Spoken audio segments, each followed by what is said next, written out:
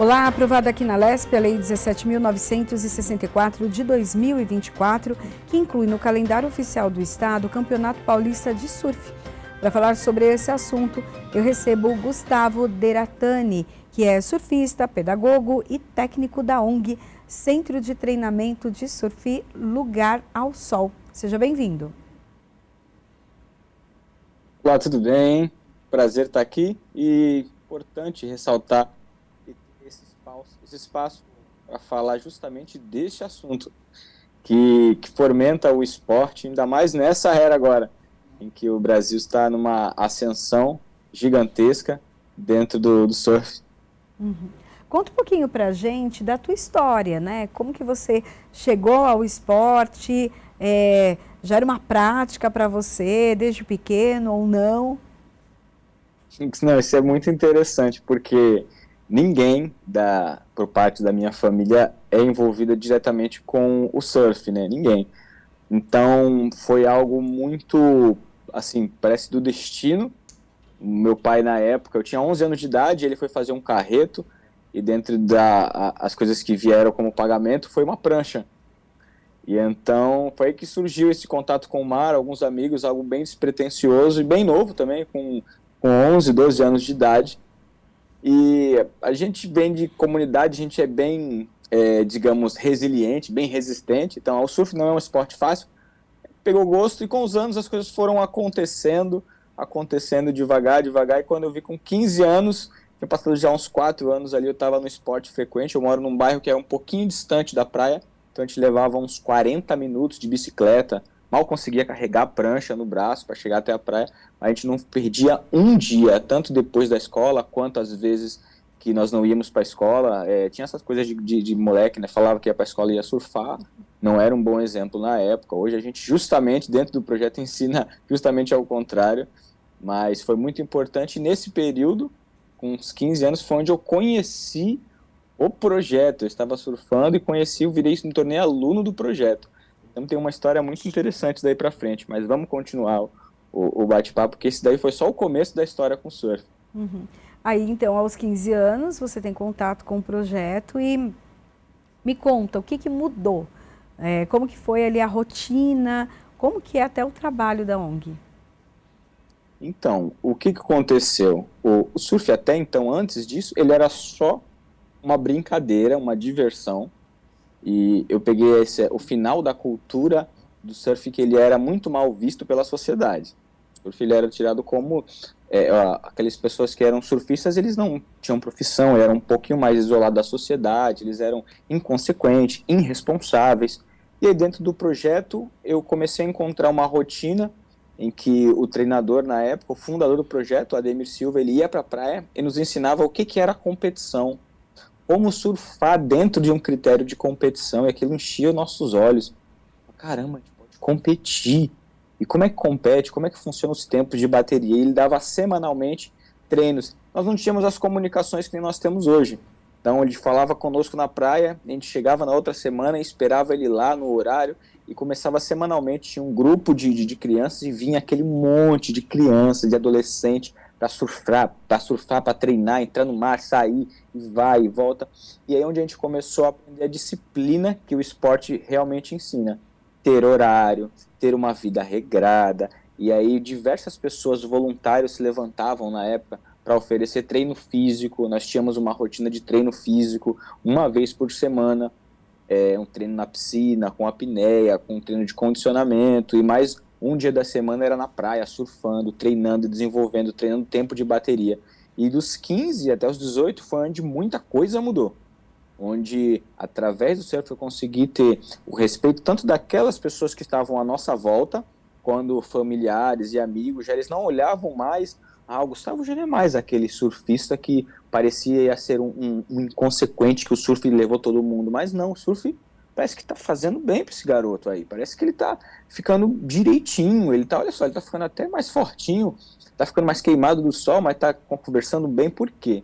Dentro da ONG, nós, para competir, para ter os equipamentos, que hoje no surf os equipamentos são caros, ter prancha, tem que ter roupa de borracha, a gente aprendia a conversar com patrocinadores, a desenvolver um diálogo, a saber escrever e ler de uma maneira melhor. Então, sempre assim, o projeto ele foi muito escasso durante anos por conta da falta de incentivo de verba, mas tinham pessoas que sacrificavam os seus horários, os seus períodos, investiam tempo, inclusive era o Ademir, e tinha mais 2 instrutores na época que treinavam a gente. E aí, nesse período, foi uma transformação de que aquela adolescente que só queria brincar se via já pensando alto em ser um profissional do esporte, em viver, ganhar a vida do esporte. Então, assim, o projeto trouxe essa grande, imensa percepção sobre o surf e o seu futuro aí.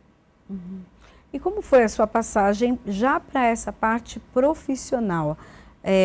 Né, sair, como você bem disse agora no finalzinho da sua fala, sair dessa parte só do esporte, de uma prática, de uma atividade física, para realmente olhar para o futuro. E até onde você chegou, né, nos campeonatos? Conta pra gente. Essa geração com meus 18 anos, o Guarujá, ele tinha uma leva muito, mas muito promissora e talentosa. Então, nós tínhamos ali os melhores surfistas, inclusive foi dessa leva que surgiu o primeiro campeão mundial de surf do Brasil, do país. Aqui o primeiro campeão mundial foi o Adriano de Souza, e aqui do Guarujá, de uma comunidade, de um lugar muito simples, que inclusive ele me doou, na época, a minha primeira roupa de borracha para conseguir surfar no frio, e então, assim, era bem disputado, a gente para estar ali entre os top 5 que nós falávamos, das competições, tanto as estaduais, as municipais, eram tudo muito, muito puxado. Mas eu consegui beliscar alguns resultados, não eram dos melhores profissionais na época, não era. Isso eu tenho que reconhecer, eu falo isso muito sobre, com os alunos hoje, os atletas hoje, não era o melhor surfista, não, de longe não era, porque tinha muita gente boa para querer fatiar o bolo. E então, foi aonde com os 19 anos eu comecei a me distanciar, porque a ONG ela trabalha com essa idade, ela trabalha até a maior idade, né?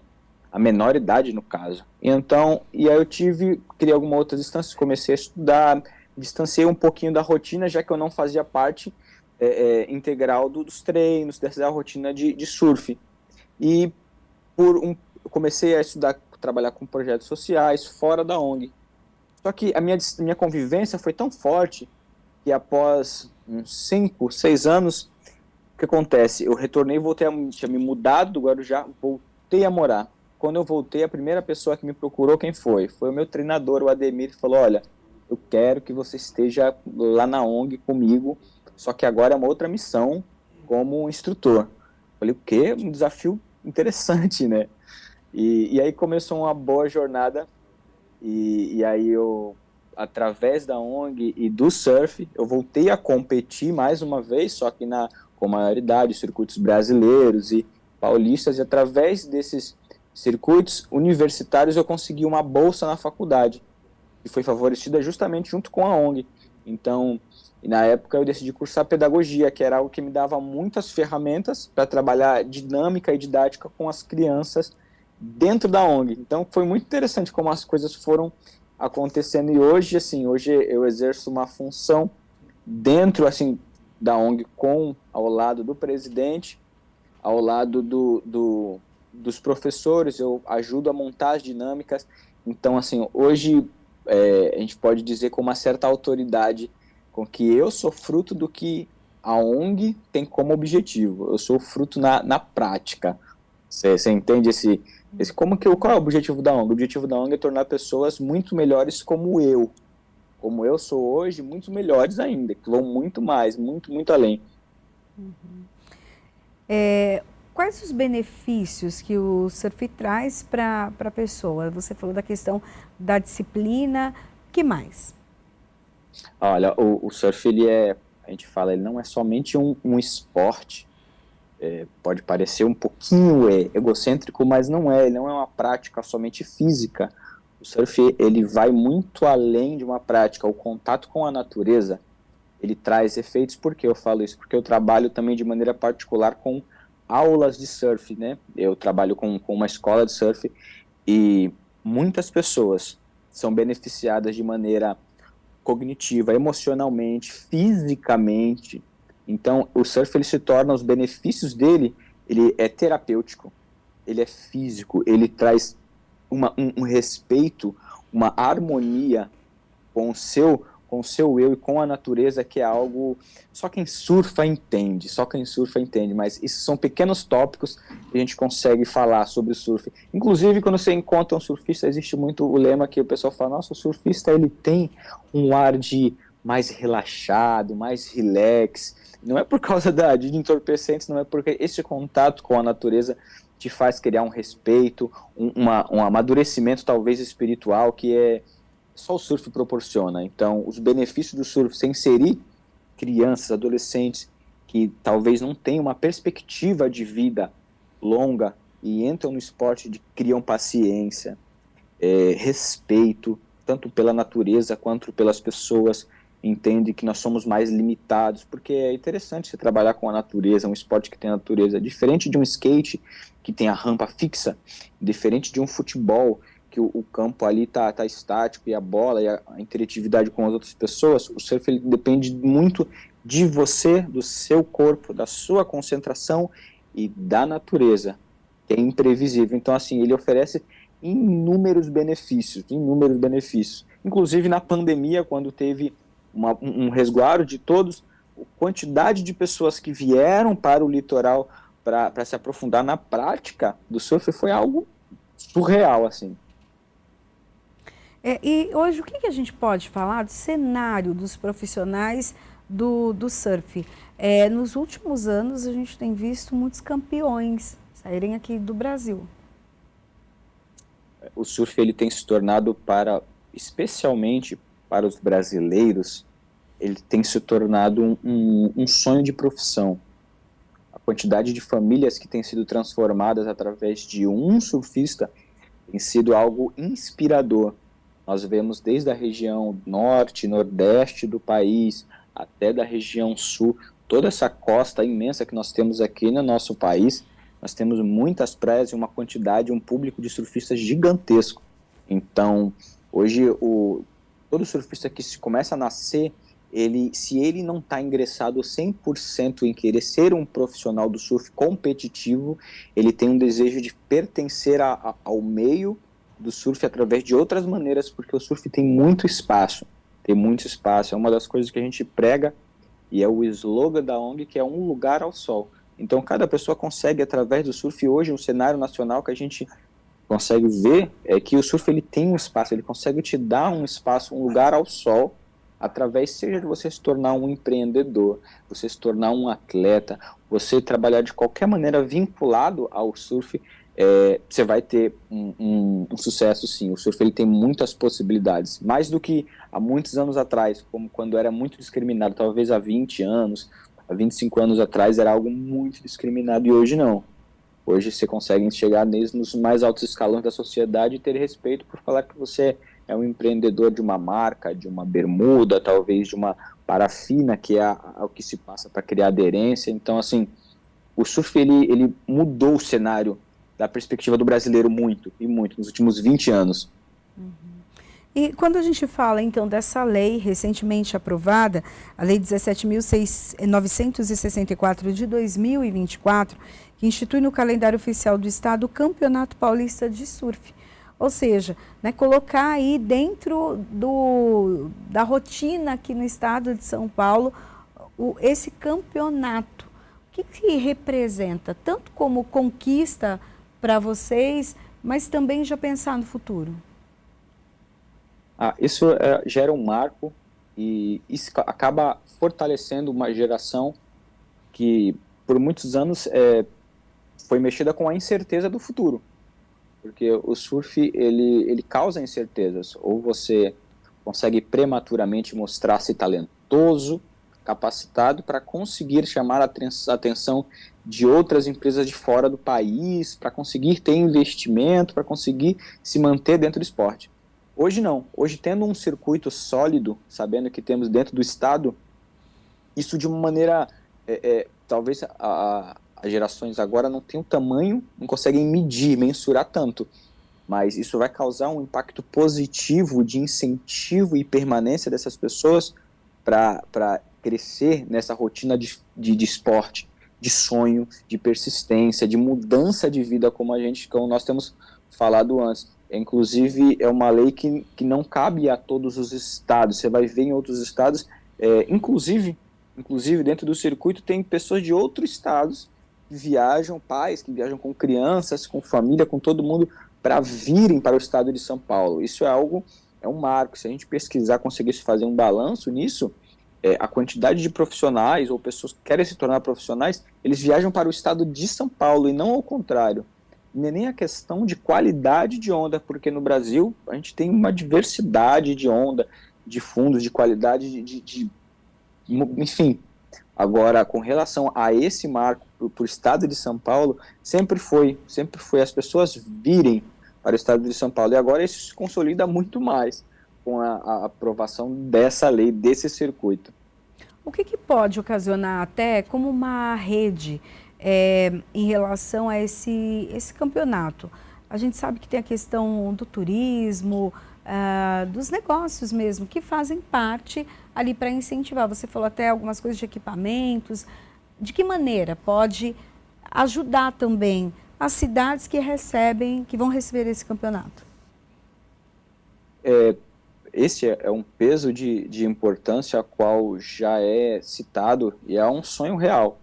Quando um campeonato vai para uma cidade, vamos dar um exemplo básico aqui do litoral de São Paulo.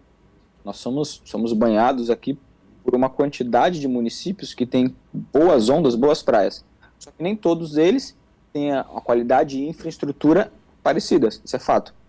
Quando um campeonato desse, que nem acabou de acontecer, foi para o extremo sul, aqui do litoral de São Paulo, que é um lugar, até a praia de Ilha Comprida, uma praia extensa com 75 quilômetros, uma praia com 75 quilômetros, é a maior praia do estado de São Paulo.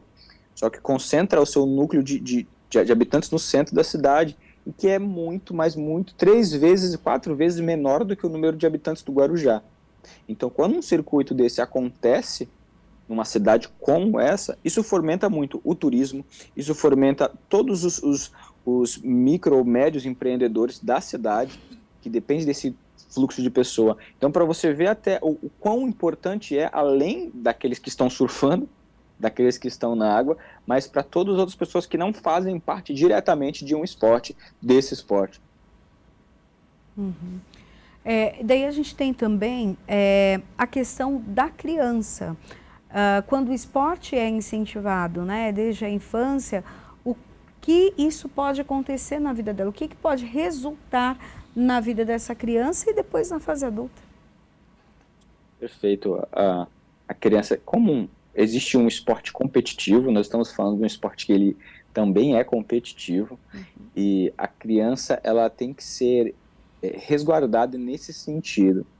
As proporções e, digamos, a sina pela fama, pela carreira promissora, nós percebemos hoje que a geração atual, eu não sei vocês, mas eu com 7 anos, se me desse um celular na minha mão, eu não conseguia manusear. Até hoje eu quebro a cabeça para ter um manuseio com um equipamento desse. Hoje você pega uma criança com 7 anos, eles conseguem fazer tudo, eles tiram print, montam figurinha no WhatsApp. Então a gente percebe que a geração da tecnologia ela está ficando cada vez mais cedo preparada para muitas coisas. Existe um malefício e um benefício nisso. Qual é o benefício? O benefício é que nós vamos ter uma geração com 20 anos muito mais desenvolvida. E falando da área a qual eu priorizo, a relação pedagógica com o surf, com a competição, é que a criança tem que brincar. A criança ela tem que se divertir enquanto ela é criança. O adolescente, o pré-adolescente, oficialmente hoje pela lei, 12 anos de idade, ele está se tornando adolescente, ele está saindo, está entrando na pré-adolescência, antes, abaixo disso, ele é uma criança. Tanto que as categorias, os circuitos, a maioria estão anulando uma categoria que chamava categoria Petit. A categoria Petit ela era com 10 anos para baixo. Então, eles estão começando a anular essa categoria. Por quê? Por conta do incentivo, ele estava se tornando algo muito sério e muito prejudicial à criança. E olha só que interessante, eles tiveram essa percepção através de muitas experiências talvez negativas, algumas crianças ficando extremamente frustradas, porque para se tornar um bom adulto, você precisa ser uma boa criança. E não bom no sentido moral da coisa. você precisa ter uma vivência de criança, fazer o que a criança tem que fazer, que é brincar, se divertir, ter a disciplina, o desenvolvimento saudável, e não ser uma criança competitiva, profissional, ser um adulto. E hoje o importante e o legal que tem acontecido no meio do cenário infantil e adolescente do surf é justamente esse ponto, esse marco de que estão separando a criança, ela tem que brincar, surfar. Existem circuitos, sim, para crianças menores que gostam do talento, mas estrutura emocional a criança não tem. Tem pais que acham, não, meu criança é muito madura, sabe perder, o meu outro sabe, mas na maioria toda não tem. A estrutura emocional é igual uma fruta. Ela precisa do tempo certo de maturação para estar pronta para ser colhida. E é igual, a criança ela é igual. E tanto que hoje nós vemos crianças extremamente capacitadas, extremamente desenvolvidas, mas são crianças. São crianças. O que nós não podemos esquecer é que são crianças. Mas o benefício para eles hoje é, assim como eu tinha falado lá no começo, a disciplina, a regra, o conhecimento, o desenvolvimento. Eu não tenho dúvida que da maneira correta, se elas puderem brincar enquanto surfam, se tornarão excelentes adultos. Uhum. Até a questão do incentivo, quando vem então um campeonato como esse, o incentivo ali, os recursos mesmo, investimento, ou seja de empresas ou do próprio governo, para realização e premiação desses participantes. Isso também é algo positivo. Hoje é um obstáculo? Você acha que com um campeonato oficial pode melhorar? Sem dúvida, sem dúvida. Falando sempre em questão, você imagina que existe um investimento caro sendo feito. Se calcula por fora, hoje uma criança não viaja sozinha. Uhum. Então imagina o quanto você vai gastar para ir, calculamos baixos, 3 pessoas. Um pai, a mãe e um filho, que a maioria das vezes são mais. Tem casos que tem até uma família aqui do Guarujá que eles são trigêmeos. Então elas têm trigêmeas e as 3 competem. Então imagina, são 5, a viagem 5. Então você imagina o orçamento que era essas pessoas saírem para competir um campeonato, talvez um brasileiro. Estamos falando aqui do estado de São Paulo, mas calculando, é um investimento alto. Essas pessoas saírem aqui dentro do estado mesmo e competir daqui no extremo norte, na cidade de Ubatuba. Daqui para ir lá é um investimento. Então, assim, tem que ser correspondente à premiação do campeonato. Uhum. A premiação, porque a premiação ela gera um incentivo não somente para a criança, mas para todos aqueles que estão em volta continuarem estando galgando esse espaço. Porque senão, qual é o motivo de estar somente por causa de uma medalha? Então, hoje ainda é um obstáculo. As premiações, esse investimento ele exige um retorno, né? Você não vai para algum lugar, uma proposta básica, você vai ganhar um circuito mundial, você vai querer uma medalha? Não, porque para me sair daqui lá para o Japão, existe um investimento. E quem vai fazer esse investimento? Somente patrocinadores? Então, hoje ainda é um obstáculo esse investimento nas competições para terem premiações satisfatórias. Uhum. E quando se fala de um campeonato de surf, é um estilo só, é uma categoria só, tirando essa parte em relação às idades, mas a gente vê que tem diferentes pranchas, são categorias diferentes também, são esportes diferentes quando a prancha muda? Hoje existe uma vasta variedade de modelos de prancha, e isso se engloba, assim, se criam categorias. Então você vai ver aquelas pranchas mais compridas, os longboards, eles são uma categoria. Você vai ver uma prancha que elas têm embaixo, que as pessoas chamam de barbatana, são as quilhas. Existe uma categoria, só parece que tem 3 quilhas, existe uma categoria, parece que tem somente 2 quilhas. Então existe uma série de categorias. Existe a categorias bodyboard, que é as pranchas que vão deitado. Então existe uma série de categorias as quais eu ainda acho que são pouco fomentadas, mas existem, porque, como eu volto a dizer, a cultura surf, ela está sendo inserida no nosso país. Por mais que nós temos 50, 100 anos de surf, mas é diferente quando nós viajamos para o Havaí, se você vai para a Austrália, para continentes que têm a cultura surf já inserida há 300, 200 anos.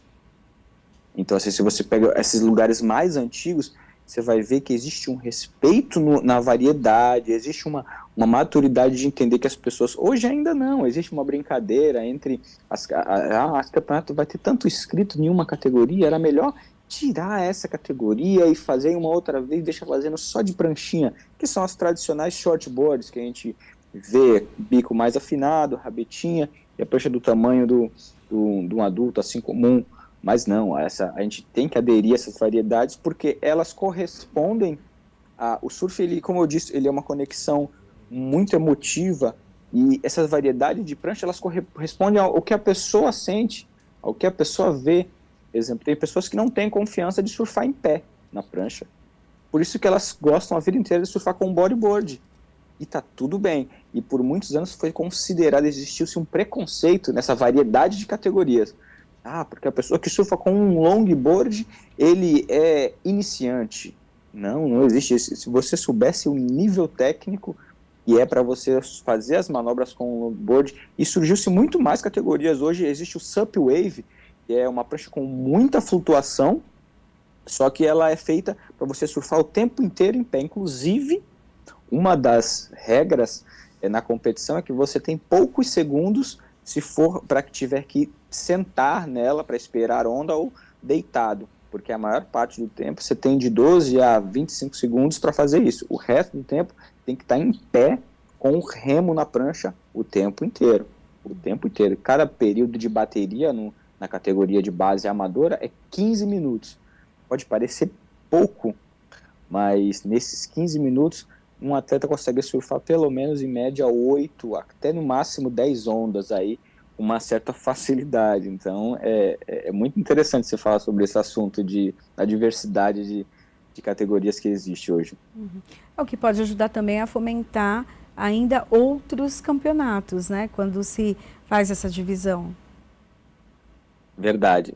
É uma coisa que ainda existe essa pequena, digamos, deficiência. Essa deficiência em enxergar que a variedade é bem-vinda, a variedade de categorias ela ainda é bem-vinda, até porque existe um grau de dificuldade em todas elas, isso é incontestável, existe um grau de dificuldade em todas elas, mas isso vai fomentar cada vez mais, sem dúvida, sem dúvida. Vamos falar um pouquinho agora da qualidade das ondas da capital paulista, porque quando se fala em surf, você pensa já Havaí, mas vamos fazer um comparativo com as águas aqui do litoral paulista, dá para surfar muito bem? Demais. Falando desde do litoral norte até o litoral sul, nós temos uma variedade de ondas, nós temos um recorte geográfico de praias, a qual proporciona um surfista, a gente chama de se tornar completo. O que é um surfista completo? Ele pode surfar uma onda que é tubular. Todo mundo já ouviu falar do que é o tubo. Algumas pessoas que não conhecem falam, é um túnel. Como é que pega um túnel quando encontra alguém que não conhece do esporte? Fala, Gustavo, como é que eu faço para pegar um túnel? O tubo é uma das manobras mais desejadas do esporte. E no Guarujá, no estado de São Paulo, desde Ubatuba, eu falo que é do extremo norte até a Ilha Comprida do extremo sul, só daqui do estado, nós conseguimos ter essa onda para ser tubular, a onda para mandar manobras aéreas, manobras de linha, nós temos ondas longas, ondas um pouco mais curtas, então nós temos uma variedade gigantesca. Só calculando aqui pelo Guarujá, nós temos 27 praias, então é uma variação em um recorte pequeno de município. Só nesse lugar nós temos 27 praias, então nós somos muito abençoados, e o fruto disso não é somente uma pessoa falando sobre, o fruto disso é que no circuito mundial, esses últimos 10 anos, acabaram se formando muitos campeões brasileiros. E a maioria deles são do estado de São Paulo. O interessante é isso. 4 campeões brasileiros nasceram nessa última década. E dos 4, 3 foram aqui em São Paulo. Então, Felipe Toledo, o Gabriel Medina e o Adriano de Souza. Eu acho que os resultados acabam falando por si só. Mas a gente foi muito abençoado com isso. Uhum. E qualquer pessoa pode surfar? A maioria dos casos a gente vê os homens, né? Mas as mulheres também estão ganhando espaço nas competições. E quem pode surfar? Tem idade, tem peso, como é? É interessante essa pergunta, porque hoje as mulheres estão tomando conta do mundo. Eu acho que no surf não seria diferente. Era só questão de tempo, era só questão de tempo. E então, hoje nós vemos, a gente chama, quando você passa, entra na praia, tem a beira ali, onde qualquer pessoa fica com os pés, onde está quebrando as ondas, na arrebentação. Quando você chega lá atrás, lá fora, no outside, a gente vai num dia comum sentar, tem dia que você olha para o lado e você vê um monte de mulher. Você olha para o outro, você vê um monte de mulher.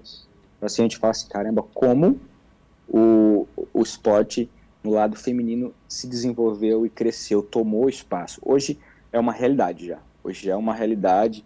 Nós temos um número, ainda não é superior ao número masculino, mas está a caminho aí, as mulheres estão chegando com muita força. E com relação a quem pode surfar, eu acho que só quem a 7 palmos embaixo da terra que não pode, porque os demais, eu já tive mesmo a experiência de dar aula para pessoas deficientes com o grau mais alto de tetraplégico, eu lembro, paraplégico, com deficiente visual, auditivo, eu lembro, eu acho que idoso, criança de 3 anos, a gente recomenda, sempre tem as recomendações, mas de vivência, pessoas que têm uma dificuldade maior com peso, as pessoas que têm traumas, eu acho que a diversidade, eu não consigo mensurar, colocar um limite em quem não pode. Hoje eu não consigo. Eu trabalho na área, assim, eu não sou um dos mais velhos, eu conheço meus amigos, são muitos experientes, mas a gente tem uma estradinha aí de 22 anos dentro do esporte, né? Então eu já vi algumas coisas, bastante coisa, mas ainda sou um bebê, eu falo que eu sou um bebê, eu tenho que aprender muita coisa. E eu não consigo colocar um limite, falar, ó, essa pessoa não consegue. A única pessoa que não consegue é a pessoa que realmente não quer. Só que não quer, mas se ela tiver a disponibilidade de eu vou fazer um testezinho, ela vai conseguir surfar. Mas precisa saber nadar, né? E se eu te falar que não precisa saber nadar, é porque existe uma diferença também em ser um surfista e surfar. Digamos que se você vai entrar, o que eu recomendo para todas as pessoas que querem ter uma experiência com surf, seja em qualquer lugar do mundo, procurem primeiramente um instrutor capacitado para te instruir. Eu vim de uma geração que a gente aprendia na raça. Então, a gente quebrava literalmente as gírias, a gente quebrava a cabeça para aprender a ficar em pé na prancha. E hoje, com um instrutor capacitado, você chega em 1 hora de aula, ele vai te dar instruções e te entregar chaves ali que você vai longe, muito longe, muito longe. Eu me recordo que eu ficava, era uns 2, 3 meses para entender como a prancha funcionava, como eu me equilibrava deitado. Eu não conseguia ficar deitado na prancha direito. E olha só, uma criança que é bem ativa, ágil. Então é interessante todos esses pontos. Mas hoje, uma pessoa que não sabe nadar, consegue surfar. Muitas mães devem se preocupar, principalmente quando os filhos ali são pequenos, porque o mar não é brincadeira, né? Se você não souber lidar realmente com o mar, ele pode ser perigoso. São instruções que vocês passam também, respeitar a natureza, respeitar o limite. Muitas pessoas, às vezes, a gente até vê em vídeos, né? Vão lá nas pedras que tem, né? Que escorregam e se expõem.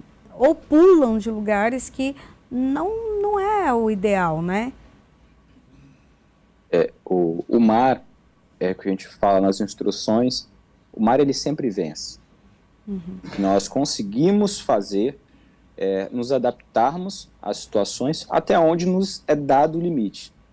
Então, assim, o mar nos dá alguns limites. Então, nós ensinamos as instruções, leituras básicas de segurança, como entrar, por onde entrar, o que o mar está nos falando. O mar, ele se comunica conosco, ele dá sinais, que dia que ele está.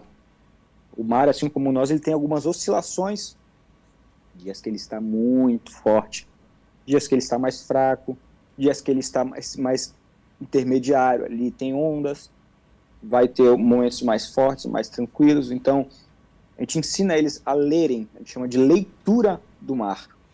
Onde pode entrar, o que é uma correnteza de retorno, as variações das marés. A gente ensina isso desde pequeno, entender como é que os ventos influenciam na formação das ondas. Chegar na praia, fazer uma leitura panorâmica do que está acontecendo, qual a correnteza naquele dia. Perdão. Imagina. Qual a leitura da correnteza naquele dia. O que está acontecendo no mar que me oferece risco, até onde o meu nível, para cada um deles, até onde o nível de cada um deles permite eles estarem no mar, eles respeitarem isso, nunca surfarem isolados de maneira solitária. Então tem muitas regrinhas aí que são dadas para eles conseguirem sobreviver a cada vez que entram e saem no mar, digamos assim. Bom, Gustavo, já estamos chegando no final do nosso programa, mas eu queria que você contasse um pouco mais sobre a ONG, o trabalho da ONG, as crianças atendidas, como elas podem participar e também se tem como as pessoas ajudarem a ONG. Perfeito, perfeito. A ONG, ela tem um objetivo comum e simples de trazerem essas crianças, jovens, adolescentes, através do esporte, terem uma perspectiva de vida. A ONG tem o objetivo, através do esporte, colocar uma perspectiva, trazer uma perspectiva, uma visão de presente, uma visão de futuro para eles, que talvez fora de qualquer esporte eles não consigam ter. Nós sabemos da nossa missão. Então, assim, ele é regrado. Nós temos 2 polos, 2 lugares que acontecem, 2 praias distantes, aqui dentro do mesmo município, 2 praias distantes que acontecem essas aulas, esses treinamentos para as crianças, para os adolescentes.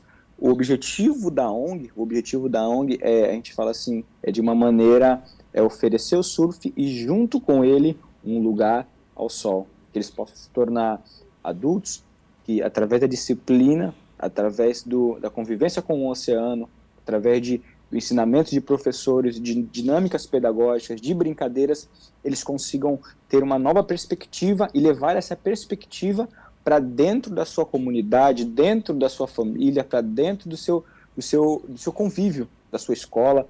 Então nós falamos muito sobre isso. Um dos maiores incentivos que qualquer pessoa queira dar hoje para a ONG, nós chamamos a responsabilidade para nos seguir nas redes sociais, que é você ter lugar ao sol, tá ok? E lá você vai conhecer o trabalho e ver o quanto você pode assistir, se identificar. Existem dezenas de propostas que nós fazemos ao decorrer dos anos com a necessidade de cada um deles. Existem comunidades que são assistidas pelo projeto de uma maneira mais próxima. Então nós usamos o surf e de repente se torna um trabalho comunitário para ajudar aquele bairro, e pessoas levantam com doações de kits de higiene bucal. E a gente vai lá e entrega para essas pessoas, porque nós não temos esse recurso. Mas nós vemos um ser humano como um todo, né? Eles vão surfar e vão sair d'água, eles vão se alimentar com o quê? Eles estão tendo comida na mesa da sua casa? Então nós não temos recurso, mas colaboradores conseguem se levantar e falar, olha, eu quero ajudar, como podemos? E de acordo com a necessidade do que o grupo vai tendo, nós vamos conseguindo caminhar com isso daí. Aceitamos doações sempre de equipamento também, nós não temos recurso de equipamentos para as crianças, então aqui no Guarujá já se conhece muito sobre isso, já se levanta muito doações de roupa de borracha, de prancha, de isso, de aquilo. Quero deixar um espaço aqui para minha gratidão a todas as pessoas que desde já nos assistem e até o momento eu nunca considero pouco, eu considero sempre o suficiente que já tem doado, mas podemos alcançar mais, tem mais crianças precisando, mas desde já eu já agradeço aqueles que têm participado, que procuram a ONG e falam, Guga, tem uma roupa, uma prancha, um leste, uma parafina para doar para uma criança. Tem uns que ficam constrangidos, é pouco, não é o suficiente. O suficiente é o que você puder doar. Então eu deixo assim esse pequeno apelo e a nossa visão. Nossa visão é que eles possam ter, todos, um lugar ao sol. Agradeço, então, a participação hoje com a gente, né? Gustavo Deratani, que é surfista, pedagogo e técnico da ONG Centro de Treinamento de Surf Lugar ao Sol. Muito obrigada pela sua participação. Obrigado a todos vocês por este espaço e desejo que só cresçam na expansão e na visão de todos aqueles que têm esse interesse de mostrar e trazer as pessoas para uma convivência e um crescimento melhor. Valeu pelo espaço, todos vocês, viu? Obrigada. Bom, a Alesp em Pauta fica por aqui. A gente se encontra na programação da Rede Alesp. Até o próximo programa. Tchau, tchau.